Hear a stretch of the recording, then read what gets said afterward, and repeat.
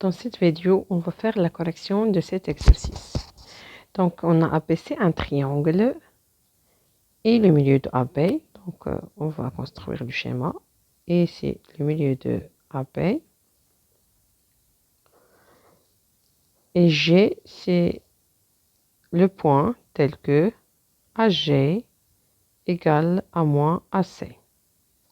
AG égale à moins AC, ça veut dire que les points A, G et C sont alignés, puisque AG égale à un nombre K fois AC, alors les deux vecteurs AG et AC sont collinéaires et ont un point commun qui est A, donc on peut dire que les points AGC, elles sont alignés. D'accord, donc cela veut dire que G appartient à la droite AC. Il reste à déterminer est-ce que G existe ici en bas ou bien en haut du point A. Bien sûr, GAG égale à moins AC, ça veut dire que les deux vecteurs AG et AC ont des sens opposés. Donc, voici le vecteur AC vers le bas, donc AG, elle va être vers le haut. Donc, on sait que le point G existe ici. Mais pour savoir où il existe exactement, on a la norme de AG, c'est la norme, donc c'est ici c'est moins AC, c'est-à-dire moins 1 fois AC, donc c'est moins 1, donc c'est 1 fois la norme de AC. Donc la distance AG égale à la distance AC. Alors, nous avons dit que AG, elle est dans le sens opposé, puisque AG et AC ont deux sens opposés. Et la distance AC égale à la distance AG. Donc, G, elle va être ici. Donc, nous avons construit le point AG tel que AG égale à moins AC. Maintenant, passons à la deuxième question. La deuxième question, c'est de montrer que EG égale à moins 1 demi AB moins AC. C'est-à-dire, on va écrire EG en fonction de AB et AC.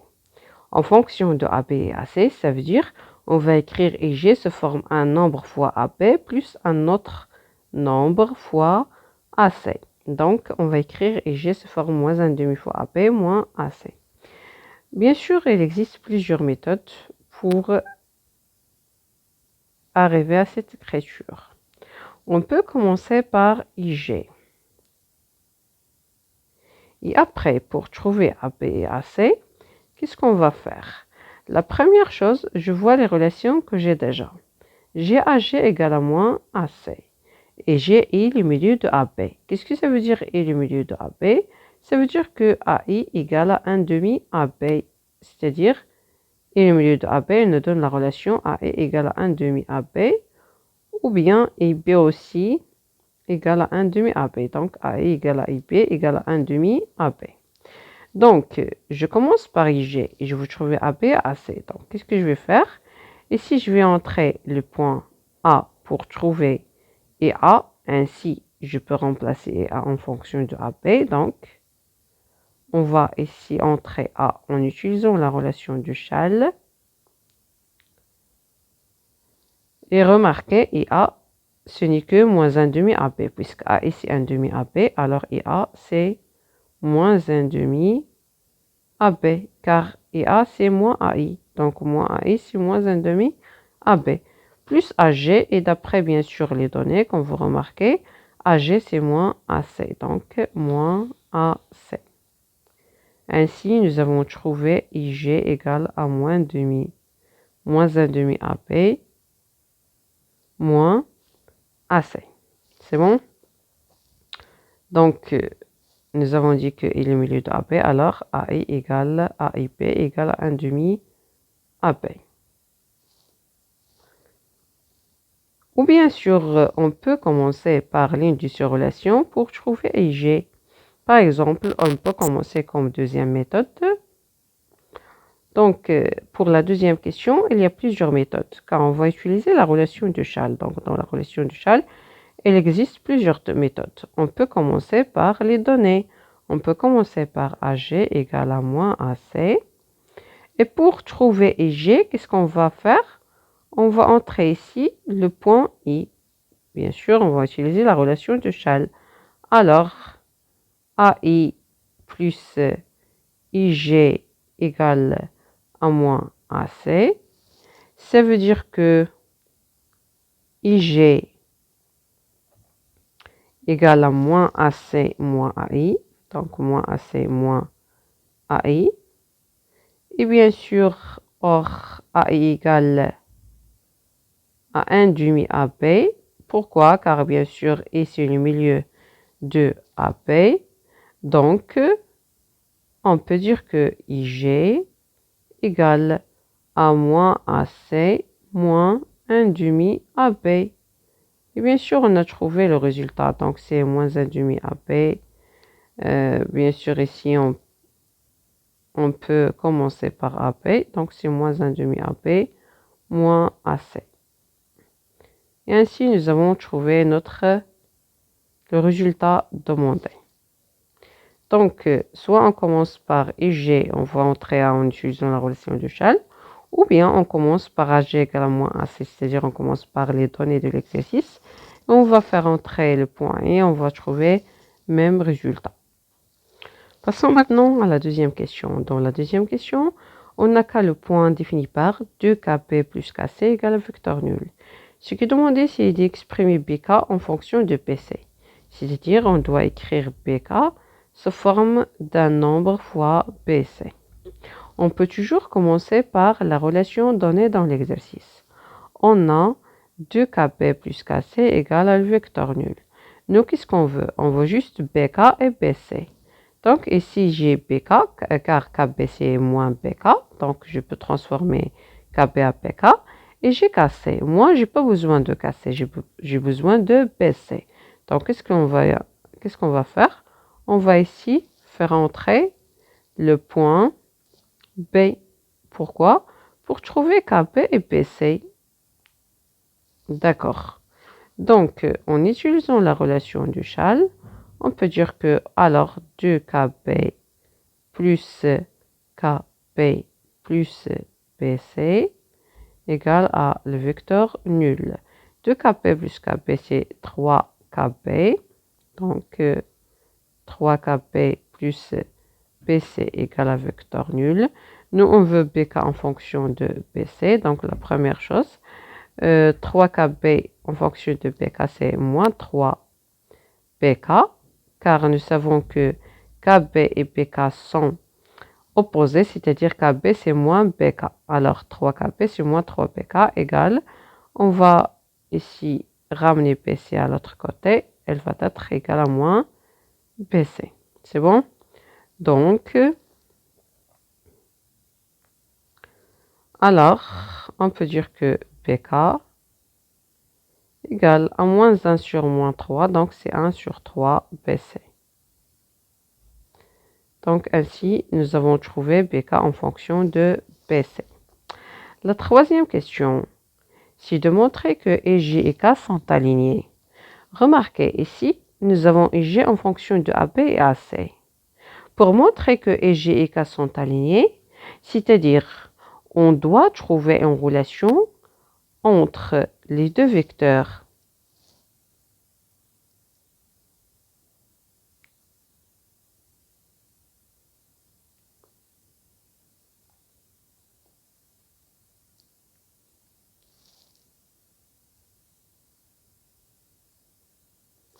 IG et EK. En effet, IG et K sont alignés. On va trouver que IG et K sont alignés si on a trouvé IG égale à un certain nombre K fois EK ou bien le contraire. Donc, pour trouver la relation entre IG et EK, on a déjà ici IG en fonction du AB et AC. Donc, il suffit d'écrire EK sous forme de AB et AC. Alors, EK. Pour trouver EK en fonction de AB et AC, on peut utiliser la deuxième question. Remarquez dans la deuxième question, on peut utiliser BK. Donc, EK, on peut ici faire entrer le point B.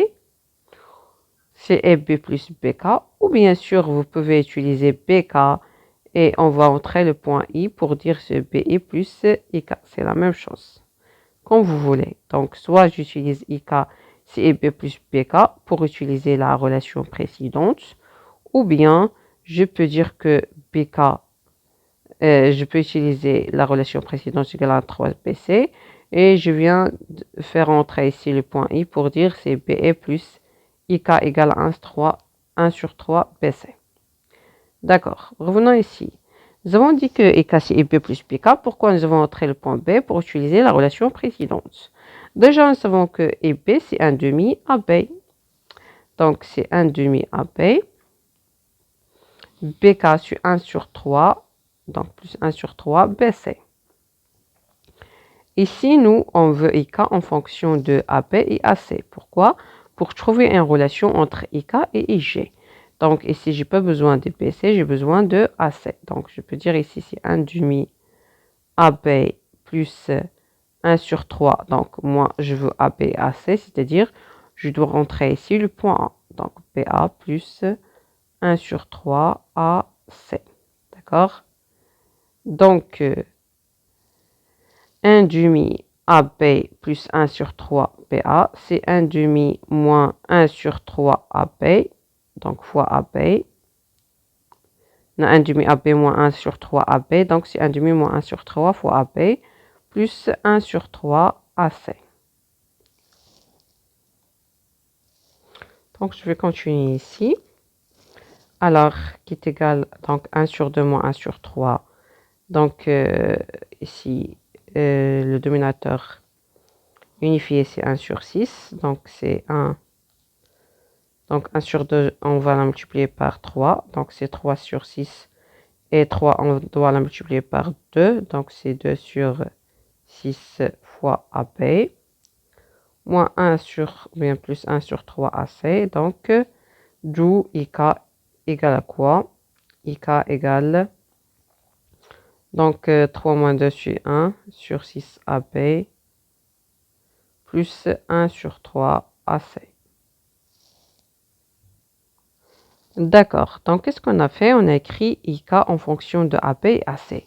Pourquoi? Pour trouver une relation entre IK et IG, puisque IG est en fonction de AB et AC. On a écrit IK en fonction de AB et AC pour trouver une relation entre IK et IG. Bien sûr, vous remarquez ici pour obtenir ici AB, il suffit que je multiplie IK par 6. Si je multiplie IK par 6, je vais trouver AB plus 6 sur 3, donc plus 2 AC. Et si je multiplie ici, vous remarquez, pour obtenir ici AB, je dois multiplier et j'ai pourquoi? Par moins 2, car ici j'ai moins 1 sur 2 AB. Donc si je multiplie et j'ai par moins 2, je vais trouver moins 2 sur 2, donc moins 2 fois moins 1 sur 2, c'est 1. Donc, je vais trouver AB. Et moins 2 fois moins 1, donc, elle va être égale à plus AC. C'est bon, qu'est-ce qu'on a fait? On a multiplié par moins 2.